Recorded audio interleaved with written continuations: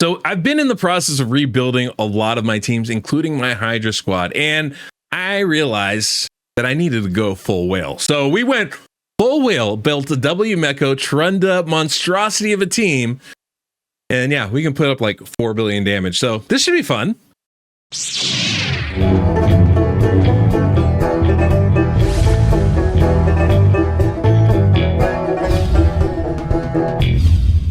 Welcome on the Deadwoodjedi. This is another Raid Shadow Legends video. Like I said, we're going full whale today, guys. Diving into the deep end of the ocean here for Hydra. And yeah, this is the team I built a full, the top team in the league, in the game right now, right? W Meko, Trunda, Arbiter, Lydia, and Gerptuk. Now, there's a couple things I learned along the way while building this, and I know there's plenty of videos out there showing you how to do this, but I haven't done mine. So here we go. We're going to dive in here, and I'm just going to kind of point out, it's not just about the stats, but more so it's about the philosophy of how you go about building this team, what you're trying to do, and how to do it. So that's what we're going to do. Okay, to start off, I want to share with you guys that I have been trying to do a W Meko team for months now, but I didn't want to do the one that everybody else was doing. So I've been trying a bunch of different varieties of teams, different ways to do it. And the reality is, this is, I think, the best version out there right now. And there's a couple reasons why. The two biggest tricks to making this team work for you, regardless of the difficulty you're going on, and I'm going to be going on normal difficulty. It's not like I have to go on the highest difficulty for this to be effective. But the biggest trick isn't like the buffs you bring. It's not the debuffs you bring. It's not even really the speeds that you use on your champions, because generally I think the speeds I'm using are considered too slow. The biggest thing is the damage your Trunda does. That is the number one thing. To make this team work, if you're like, oh, I think I can build this, the biggest trick to making this work is having Trunda be able to one-shot the heads that you're facing, or at least come really close to one-shotting, right? That's the biggest trick to making this work, because if the heads are up too long, that's when you're going to get yourself into trouble. That's when you're going to start getting hit. You're going to die. You're going to get champions eaten and whatnot. To avoid that, what you need to do is be able to one-shot them and do so very, very quickly. That's how you're going to get the most damage out of that. To that point, this is why we have the champions we do. Now, Lydia's in here not only for the decreased defense in the weekend, but also for the increased speed. Those are her two main jobs here. And they're really important, right? We do need to go fast. That can't be ignored. That's probably the second most important thing in this team. But also getting those debuffs out there is going to allow Trunda to hit harder, right? Her being a Void Affinity champion makes it that much more viable for us. And so that's one of the biggest things with her kit. And that's one of the biggest reasons why we have her in here. Not just that she can bring in the proper buffs and debuffs, but also she's Void. So we're never weak hitting. We're never struggling against one particular head or another. Even Trunda being Magic Affinity, she won't hard hit every single head. But if we have Hex out there, it won't matter. Her splash damage should be able to take out the other heads that she's not good affinity with. To wit, we have Lydia in a curse set, and that is vital to the success of that. Having someone that does AoE damage in a curse set is really, really important. And there's really only one option, Lydia. So that's how you're going to want to build her. Build her in a curse set, build her fast, build her with accuracy. That's what I did, and it seems to work well. She can deal damage, by the way. So getting her 100% crit rate, some crit damage, attack, all that's really useful. But her main thing is going to be able to place those debuffs and it's including the Hex debuff, right? We have Gerptuk in here. And again, you might think Gerptuk's in here because with his Cloud Spores ability, he places block buffs. Oh, that's so useful, right? You don't have to worry about the Poison Cloud head, which, to be fair, is really a problem. But that's not why we have Gerptuk on the team. You might think it is, but it's actually not. The biggest reason for having Gerptuk on the team is the fact that he places these poisons on your allies, and his passive ability that is going to stack up, give you extra damage for each of those poisons to a maximum of 30% extra damage. What Gerptuk does is give Trunda a 30% damage boost, and that, my friends, is massive. Think about like a weakened debuff, and basically Gerptuk is giving you that and more. It's a huge damage multiplier for you. So that's one of the biggest reasons why we have Gerptech on this team, is to maximize your damage, not really to block the buffs of the enemy team. That helps. It is important. It's not like it's not important, but it's not as important as the buffs as the damage boost that Gerptech's bringing. We have 2 Yumekos, obviously. It's very clear what they're doing here, right? They're there to reset your skills. They also have Hex on that A2, and that is a really nice way to kind of spread the damage around. One of the reasons why we put Lydia in a curse set, however, is the 2 Yumekos are obviously going to choose the weakest target out there, whether they have Hex or not. They don't really spread that debuff around. So, there's going to be heads like the Head of Mischief where you might just not get Hex on for a long time. This is one of the struggles I had when I was trying to build alternative double Yumeko teams. And so one of the things I just highly recommend is don't rely on them for the Hex. You want that, but don't rely on them for it. Another thing to note with the Yumekos is their passive ability places a veil on themselves, right? Or a perfect veil, I think, on them.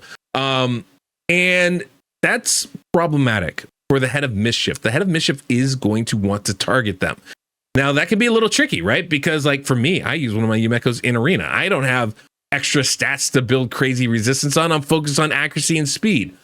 But what I've been able to do is build one of them with really good resistance and good accuracy, and the other one not. The one I built all that extra resistance and accuracy on, I put a blessing on that's going to give an extra buff. And that is, I think, really, really valuable when you're doing this, is adding that blessing to the result. That helps just like focus the Mischief Head to hit Yumeko when the Mischief Head does take a turn. Now, there aren't that many buffs that you're putting on anyway. It's not that big a deal if the Mischief Head does steal things, right? Plus, you're killing them basically every other turn. It's not going to be that vital a thing, but something to keep in mind. And then, of course, last we have Arbiter here. In Arbiter, we're just using this A3, right? Primarily. And all that is, basically, is going to be turn meter boost up and increase attack up. And that's all we need. Now, the increased attack is vital for getting our Trunda to do as much damage as possible. I mean, absolutely vital. But the interesting thing with Arbiter is that A3 is uniquely suited for this team in a couple of different ways, including the fact that we're getting an extra heal out of it. It heals all allies 25% of their max HP if they have less than 50% HP. Now remember, Gerptech's basically taking off half our HP. You can have a maximum of 10 buffs or debuffs. Because Gerptech's putting poisons on your team, they're always going to be around 50% HP. So what Arbiter's doing is making sure that they get above that point. It's a really kind of helpful thing to do for that. And it was something where I tried replacing her and I realized, oh yeah, that's something we need. We need that extra healing from her on a consistent basis. Otherwise, we have to find some other way to actually heal our allies like Trunda, like Lydia, whether that becomes from a set. You might notice I'll have Gerptech. I think I even have my Arbiter in regen set just to help them stay alive because they were struggling a little bit. So little things like that can be useful. But if we didn't have Arbiter, those things would be mandatory, and that would really be a damage loss for us. And of course, the whole point of this is do as much damage as possible. Not only is that the goal for Hydra, but that's the way that this particular comp works. You have to maximize the damage out of Trunda. To that end, I have a 5-star blessing on her. This is an important note. I have a 5-star blessing on her. What you really want is that 6-star blessing with Crushing Rend. Then you can ignore more defense and you will do a ton of damage. As it is, I only have the 5-star blessing. I took a Soul Reaper just so we could try to kill a few extra heads along the way. There's not really a perfect solution. One thing I might want to take is Heaven Cast. That could give me a little bit extra damage. I like the Soul Reap simply because it cuts off heads. That's not a bad thing to have happen. But honestly, we only have, I think, 2, maybe 3 buffs that are going out anyway. But I do think Heaven Cast, that extra 2 or 3% might be helpful for us. So that's something to consider if you don't have the 6-star Crushing Rend blessing for her. But that's the team. It's a very simple kind of setup and run, right? We're trying, one of the things we want to do is we want the Yumekos to alternate the reset ability. So that means my fast one, I'm opening with the A2, and the slow one, I'm opening with the A3. and then they're basically going to always take their turn. One's going to reset every cycle, and then the other one's going to reset every cycle. And that's kind of how I make it work, and I set it up. And the thing is, because my team's kind of, I mean, I think they're fast, right? They're all right around that 300 speed mark, right? My slowest is Trunda at 250, Gerptuck Liddy in the 270s. Both Yumekos are right around 300, and Arbiter's just under them at 290. One of the advantages of having Arbiter in her turn meter boost is it helps keep the team in sync. It doesn't allow anyone to fall too far behind in the speed race. And so that, for me, helped mitigate the slower speeds, because I've seen, some of the builds for this, and the speeds you're supposed to get are like 20 to 30 speeds higher than I have. And I think at higher difficulties, that's exactly what you're going to want to do. Remember, the heads are faster. The higher up you go, you need to be faster to kind of keep pace with that. That said, you can get really good results on low levels, right? Because we're putting up billions of damage, we don't need the multipliers from the higher difficulty. So I'm on normal, don't have to be any higher than that. Just going to do normal difficulty and try and take this down. And that's what we're going to do. All right, so as we jump in here, you can see we started off A2, A3, reset. Gerptuck puts up the poisons, Lydia puts up the debuffs, and there goes Trunda. Do you guys see that? One shot, two of the heads. That's what we want from our damage here. Now, I think this team could work on hard difficulty, but again, it's going to be a little slower. It's going to be a little less effective. We're going to get a little bit more damage, or a little bit less damage. Let's see if we can I want to see if we can't see a Trunda hit here. Maybe slow-mo it. Perfect. Okay, I'm going to put it to 1x speed. We've got decreased defense and weaken out everywhere. We don't have hex everywhere. That's the only negative I see so far, but that's okay. It's okay. Let's go ahead, use that A2, see what kind of damage we have. We have 18.5 million right now. Boom. 25. Oh, man. So we went from 18 million to 69 million, basically put up another 50 million damage in one strike. And we just did it again, essentially. Even more so because we had more hex out there. This is the power of Trunda with that A2 skill. It's completely broken that we have 130 million damage 1 minute into this fight, even with me stopping and pausing things for a second, is preposterously ridiculous. This is how you do crazy, crazy damage. Now, here's a couple things to note. Look at our health. It's all right around 50%, right? This is the problem with the Gerptuck poisons. You can see that Yumeko's actually pretty low, right? Our Trunda is pretty solid right now, but when she takes her turn, it goes down to 50%. And then, of course, when Arbiter goes, she's going to help boost that health back up, which is really, really important. There she goes. She's going to heal up some of the champions, right? When they take a turn, everything's going to reset. They're going to do their big hits, do all that fun stuff.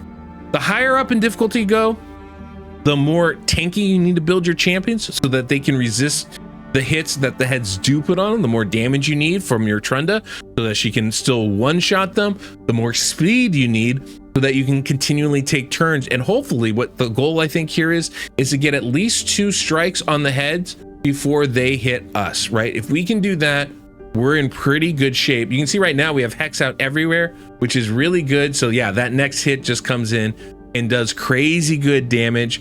We're not able to one-shot all the heads. That's fine. If we can 2-shot them, that's a pretty good spot to be, as long as we're fast enough to make sure that we're getting multiple strikes in, right?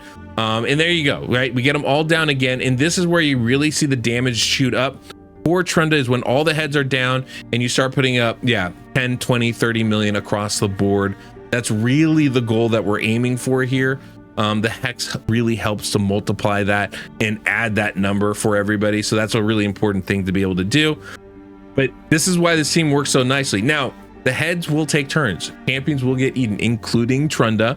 It's not too big of an issue. This is not a team that I'm going to put on full auto and fully walk away from. I do need to pay a little bit of attention to it, but I don't have to go crazy with it. One of the other issues is obviously that Head of Torment can be a problem, right? We don't have any cleanse on this team. There's no, the Yumekos do a little bit of reflect, but like the rest of the champions have no way to get rid of a true fear if it lands. Another reason why having a strong Trunda is really important. He basically one-shots them or 2-shots that head so that the fears go away right as soon as they land on us, right? That is one of the things that you got to be a little bit careful of as you're going through it and making sure that everything works out nicely for you. It can be problematic, I guess is the point I'm trying to say. So you want to pay attention to that. And the best way to deal with it, the best defense in this case, really is a good offense. If they're dying too quickly to really take a turn, then it just doesn't matter. The real trick is going to be when Trunda gets eaten, and in my team, she will get eaten at some point. I don't think it'll happen twice. I think it'll only happen once in the course of this run, maybe twice, because this will go the full duration as far as the turn count goes. And freeing her once that happens, that's going to be a really big trick, and really, really important to make sure we're able to do. Obviously, really bad RNG can mess with things, but we should be in pretty good shape here overall. I mean, we're doing essentially 10 million damage per turn of the boss.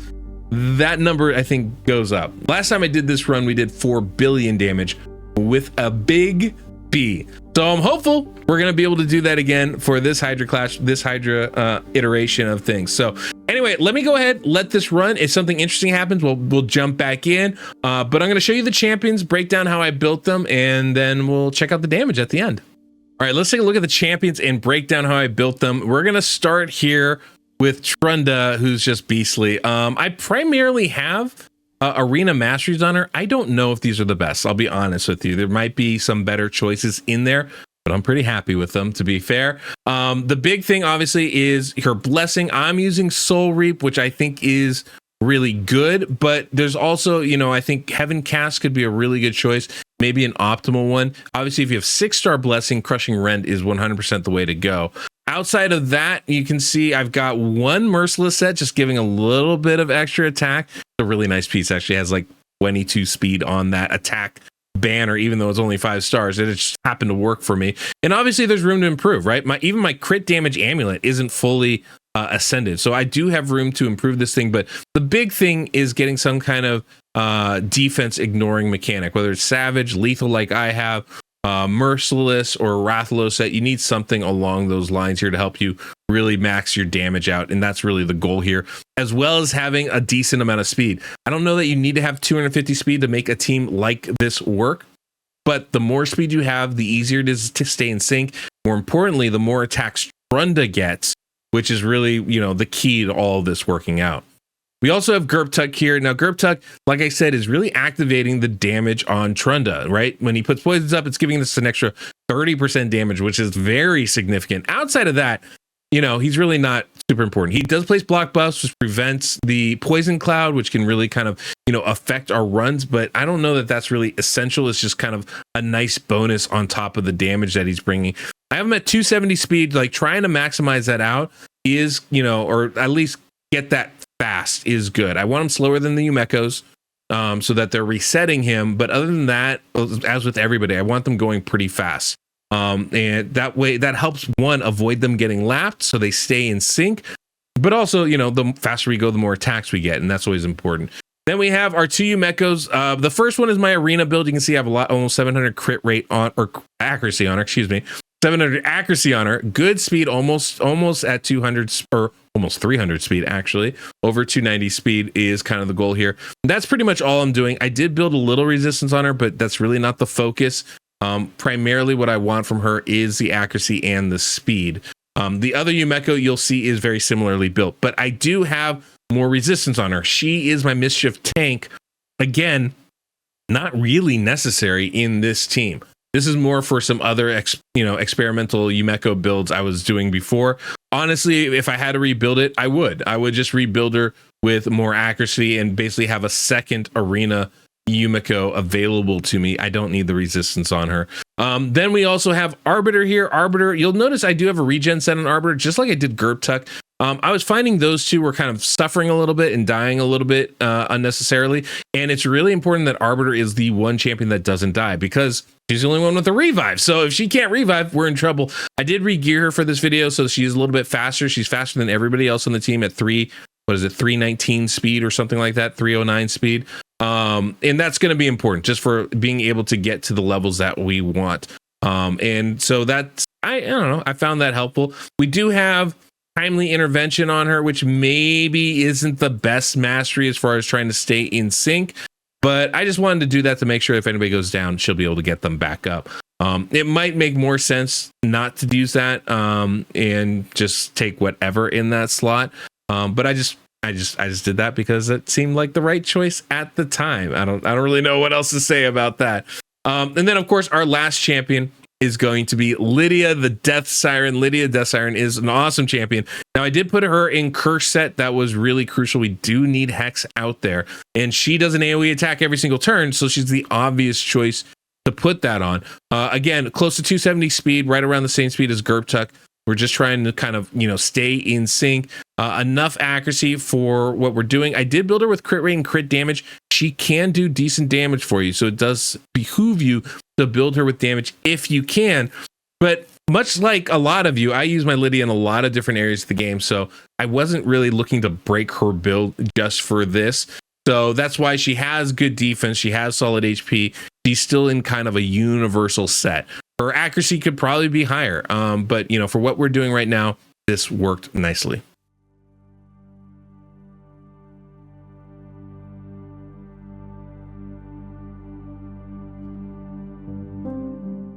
So you can see here, one of the champions gets eaten. It's not a problem, like literally freed almost instantly. Really never an issue with this team. Just runs through super fast and super easy. So one of the advantages of this is like you just don't have to worry about it. I can literally let it run full auto, and I try to keep an eye on it, but if I need to go away and do a little work, it's not going to be a problem for us. Now this is going to be something really important, is when somebody dies on accident. This happens occasionally, and this is what I do want to be able to catch when it does. When this happens, it's really important that I interrupt my Arbiter. You'll notice I prioritize her A3. That gives us the increased speed boost and the increased attack buff. In my experience on auto, she doesn't use this every single time, which is kind of problematic. And I don't want to prioritize this skill. I only really want this when somebody dies, but she'll use it even if someone isn't dead. So I do want to jump in at these moments to revive Arbiter. Then I can get the second boost, which is actually kind of really nice, when it comes right down to it. And then we're back in the fight again. But that is one of the reasons why I do like to, to the best of my ability, pay attention to what's going on so I can really maximize my survivability, my long term, and all that stuff. It just doesn't, obviously it doesn't always work the way we need it to. So you do kind of need to pay attention to that and make sure everything's going smoothly, but pretty successful, I would say. This is another thing that kind of happens occasionally. I don't know, at least with my build. Again, it's not like the perfect build here. So, take it with a grain of salt. But one of the interesting things is like my Yumikos can get kind of thrown off where we're not resetting every time. I noticed that Trunda did her A3 ability. That should not be the case, and that's going to really nerf my damage. So there's another point where I'll interrupt. This Yumiko just resets skills. So I'm going to want to pay attention to what the other Yumiko is doing. I don't need to reset her skills just yet, right? We just reset them. So this is where I might come in and use another ability right there, right? Like the A2. And then I can let it run again. And next time she goes, she'll reset the abilities. The other issue can be if one of my Yumekos, be like here, is going faster than the other one. And that can obviously be a problem as well. So this is where I kind of can get off in the run, and how it works properly, right? Is like getting that timing of things just slightly thrown off. That's obviously not ideal. So we want to make them go back to back. And sometimes that just, for me anyway, that just doesn't always work. Part of that is if the Mischief Head attacks one of them, you can get kind of messed up that way. But ideally what's happening is they're both resetting everybody's skills. That's not happening right now. They're resetting half of the people's skills every time, and the other half they're not. So you notice Arbiter and Gerptuk went in between. That means they're only taking every other turn using their main skill. That is not ideal. That is not what we want. So that's where we would look at and go, okay, how can I make this a little bit better here, and try to figure that out. That was obviously a poor choice on my part. I should not be manualing any of this because I am just not as competent. So you can see here, boom, A2. And then we ended up doing the cleanse with Gerptuk instead of adding more poisons. It's just not the ideal approach to things. So that is one of the things that we definitely want to look at when we're doing this, and when we're building it, making sure that it's fully optimized. This can happen, especially when one of them gets eaten and then released. It throws off a little bit the timing of the comp. Another reason why we want to try and one-shot them as much as possible, so nobody gets eaten. If the enemy doesn't take a turn, they can't get et, you know? But as it is, it looks like we're doing pretty good all the same. There's that first reset. Boom, boom. There's a hex. Everybody goes. Boom, boom. See, and then Arbiter's doing that ability. That's not what we want. And it's unfortunate. So what I'm probably going to do here is I'm going to reset things just so I can get this on point. You guys have seen all the incidents that can come up in between. I'm going to reset it, do a full run, and see the full damage and show that to you guys at the end.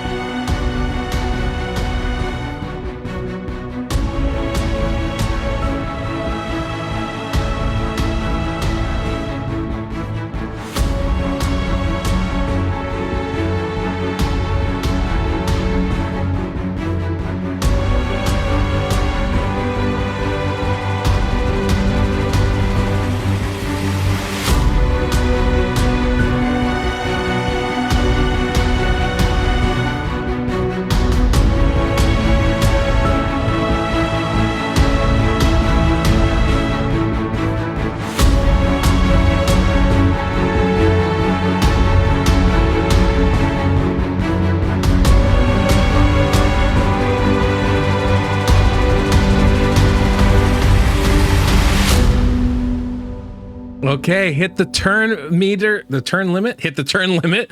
Almost 4.2 billion damage, basically. Yeah, that's ridiculous. It's a ridiculous amount of damage, obviously. You can see Trunda did 3.5 by herself, but Lydia with that hex and another 500k or so, 450k. And the Yumekos actually did some decent damage. They have hex as well. That's why they did good damage too. It really, obviously, you see Gerptuck does no damage. I think he attacked maybe 3 times. Arbiter does hardly any damage as well. So you don't need to build either of them for any damage, any crit rate or anything like that. They're just there to really enable the rest of the team. And, you know, there are obviously going to be options for those kind of spots. You don't necessarily need them, those two in particular. Really good option might be Atlanticus. I've had a teammate doing some of that, a clanmate doing some of that. Seems like that could be an effective option, but really you need that turn meter boost from Arbiter. You do need an attack up buff in your team. The idea is to maximize the damage on Trunda. However you have to go about doing it, that's what you got to do.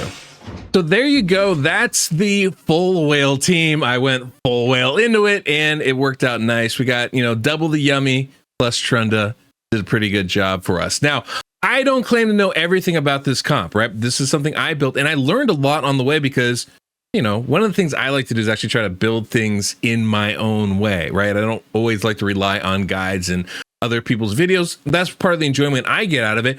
But once I've struggled with it enough, that's when I go to those sources to try and, like, you know, get the lowdown and see what I'm missing about it. I was missing a lot on this team. I was missing a lot.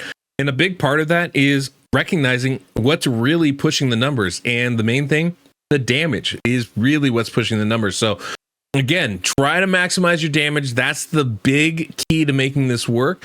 Obviously, you know, even I had to jump in occasionally and manual a little bit. When somebody died, I needed manual Arbiter's A2, so they revived. Actually had to go in and tweak the speeds with Arbiter so that she was always, you know, the Yumekos were kind of in sync. And even then, partway through the run, Gerptuck ended up going between the two Yumekos. That's going to happen. It's not necessarily a bad thing. Kind of part of the RNG with it that those types of things happen. A champion gets eaten, it throws it off. A champion dies, it throws off the speed tuning. So unless I have unless my Trunda is literally strong enough to one-shot the heads every single time, or my team is fast enough where she's going to get guaranteed 2 attacks every time before the heads can go, those kinds of things are going to happen. That's obviously the goal, right? I want them fast enough. I want her hitting hard enough where I never have to worry about it, where they're taking them all down in a heartbeat. We're just not there yet. It's, you know, it's a process. So I went full whale, but obviously there's more whaling to be done, as always with this game. Anyway, the whole point of me saying that is if you guys run this team or you know people that run this team and you have insights on it, I'd love to hear that from you and get some ideas of what you think I could be doing better or, you know, other people do differently. There are plenty of variations on this type of a team, right? If you were comfortable manualing, you can always bring in, say, 2 Nias and then use them to reset Yumeko, who will reset everybody else. You'd probably take out Gerp Tuck in that situation, right? And keep everybody else, take out Gerp Tuck, take out one Yumeko, and put in the 2 Nias. That can be an effective strategy for you. You could, try. I don't really know how else you might want to do it. Maybe you bring in a Yumeko, you use a, my teammate Smurf here is using an Emic with Nia. That's always a great way to do. Keep the permaton, get some cooldown reductions with Emic anyway. That's always a good approach. There's lots of ways to go about doing it. That's the point. There's lots of ways to go about doing this, and you just kind of got to find what's best for you. Trunda is that good that if you can find a way to utilize her, probably worth it. It just also depends on how much manual skills you're willing to do. I'm not, so this is a perfect team for me. Anyway, guys, I just want to say thanks for watching. If you like this video, because it took a lot of work to do, please don't forget to hit that like button. I would appreciate it. And obviously subscribe if you haven't already to the channel. And that's all we got for today. So thanks again for checking us out. And until next we meet, I'm the Deadwood Jedi.